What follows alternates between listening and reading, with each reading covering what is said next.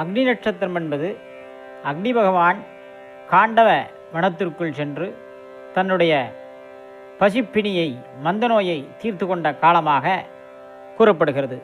கிருஷ்ண பரமாத்மாவும் அர்ஜுனரும் அவருக்கு உதவியதாக, அந்த காண்டவனத்திற்கு செல்வதற்கு உதவியதாக கூறப்படுகிறது. அந்த காலகட்டத்தில் நாம் விஷ்ணு பகவான், சிவபகவான், அம்மன் திருக்கோயில்கள், குமரன், முருகன் ஆலயங்களுக்கு சென்று எம்பெருமானை வழிபடுவது சிறந்தது.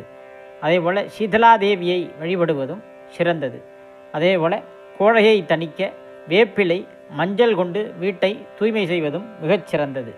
மேலும் ஏழைகள், அந்தணர்களுக்கு, இயலாதவர்களுக்கு விசிறி, காலணி, குளிர்ந்த நீர், நீர்மோர், இளநீர், பானகம், தயிர் சாதம் கொண்டு தானம் செய்வது விசேஷமானது.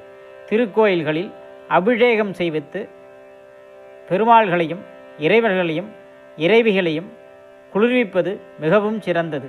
அதேபோல இந்த காலகட்டத்தில் சூரிய பகவானை வழிபடுவதும் சிறந்தது. திருக்கோயில்களுக்கு இளநீர், பால், சந்தனம் போன்ற குளிர்ச்சியான, தயிர் போன்ற குளிர்ச்சியான அபிஷேக பொருட்களை கொடுத்து இறைவனுக்கு அபிஷேகம் செய்வதும் மிகச்சிறந்தது. சுபம்.